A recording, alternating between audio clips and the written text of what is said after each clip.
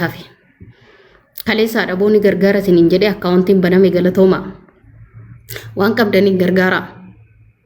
Meeshaan mana booniin kireeffattetti galee hundi kan ishiiti. Fuutanii harmee ishiiti kennuu qabdu. Qubeellawwan harka ishii, bilbilawwan harka ishii, iPhone, whatever Samsung kan ishiiti maallaqa ishiitiin bitame.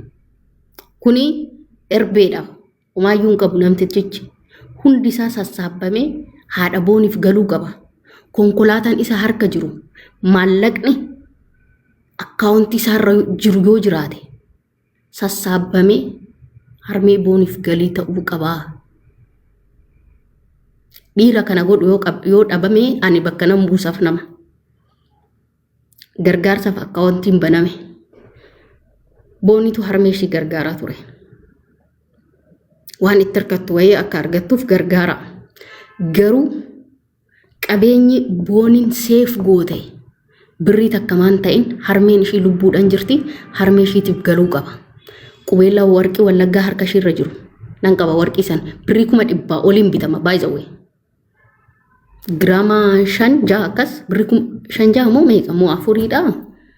Dagadheen jira laaleen sinitti ma birrii 100 oliin bitama birrii Itoophiyaa. Warqii sun harmee ishiiti kennamuu qaba. Bilbilli ishee iPhone harmee ishiiti kennamuu qaba. Konkolaataan inni konkolaachisu harmee ishiiti kennamuu qaba. Meeshaan mana boonii keessa jiru sassaabamee harmee ishiiti kennamuu qaba.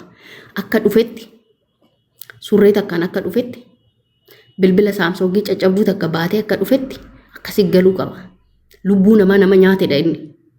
Biyya keenya keessatti namni humna qabaatee isa gaafatu hin jiru. Haati kun humna hin qabdu. Way obboleessa dhabuu waan nama gootu. Way koodee dhabuu waan nama gootu. Warri obboleessa hin qabne na gaddisiistu. Anillee sadiin qaba. Yeroo hundan itti hima. Oolmaa koo baha koo gala koottan namni wayii waan godhe taanan seera maarree higgi maarree minaamin eellam.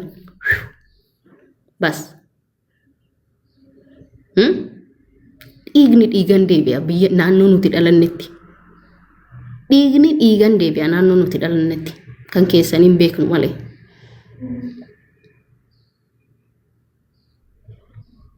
Silaa booniin amma obboleessa qabaatte qabeenya ishiin akkasitti miira keessa galtee aariin dhiiste fi deemte kuni guddisa baddeen itti gaafatamummaa mataa ishii baachuu hin dandeenye nyaattu. Hunda sassaabii irraa fuudha. Seeranillee hordofee hin gaafata. Yoo maallaqa qabaatte seerri sun waasii godha beeki. Nama yoo qabaatte, nama dubbatu yoo qabaatte yookaan baay'ee. Akkuma TikTokii kanarraa warri sagalee Oromooti ofiin jedhan yoo kana dubbanne giiftii dhabna. Yoo san dubbanne sadaqaa dhabna jedhanii yaaddaan warri biyya keessas seerris namni wayii yoo gubboo kenne taff jedhee nama san fuudhee shabbeessi galcha.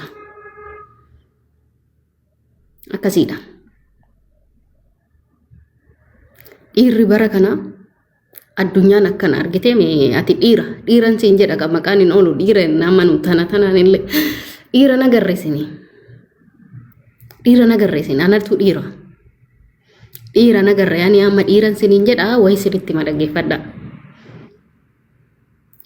Dhiirri biyya keenyatti durii dhagaa falaxeetiin itiisaa jiraachisa. Dhagaa falaxee qansiraa dalagee bariillaa baatee bolokkeetti baatee maatisaa jiraachisa. Akkasitti hojjetee fuudha ture. Isheen ammaa dhiirri salphaa jedha qoshaashadha. Ani odoon fees walitti dhufee dhiira ammaa tana lafee Haacaaluu Hundeessa annaaficce gadi dhiisa. Akkatti lafatti gadi qaxaqqaxee akka boofaa gadi dhiisa. Dhiirummaan qabdanii. Nufaana chaappistiikii dibattu. Nufaana filitarii fayyadamtanii TikTok irra teessanii kaan immoo kunoo asii harmasaa kana godhee xunchaasaa dannasiisaa asirra taa'a. Dubartiin na laaltee keessannatti dhuftee natti amaraatudha. Daasitti. Miseejii biraan qabu. Si galee miseejii biraan qabu. Dubartiin jaalanne takka. Dubartiin barbaanne takka.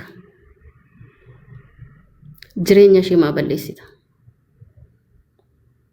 maallaqaaf jettee dalagattee maallaqa fidduuf jecha jireenya obboleettii kee maa dukkaneessita. Maa harmee ishii boochista, maa obboleeyyan ishii boochista, jireenya ishii maa harkaa nyaatta. Guyyaa tokko tasa balaa konkolaataan dhabama taata addunyaa kanarraa. Guyyaa tokko tasa bishaan tinseedhee dhabama taata addunyaa kanarraa. Namni dhiira faanaan dhalatin hin jiru. Ani dargaggeessa 3 manaa qaba. Dargaggeessa 3. Bulchaa Ifaa Daanyee waa wayina gaafatan taanaan ana kennaaf. Inni hangafni fuudhe already kana booda bultii qaba. Dubartii janajanii warraan nyaatu. Takkaan namni amma dargaggeessa ta'ee nu rakkisaa jiru Ifaadha. Bulchaan illee barataadha. TikTok seene taanaan jala deemee ilaala eenyu dubartii eenyu koomentii kenneef tuni maali suni maali in gaafadha. Ndiisu jala deemee hordofa. Maaliif akka dubartii walitti taasa'e maallaqa irraa fudhanneef. Mana barumsaa deemtaa, manja fiqaadii barattaa, kana barbaadda san barbaadda hin godhaafani. Ani maallaqa kiyyarra. Dubartii ormaatitti akka inni taphatuuf neeyyamu. Isin galee maaliif isa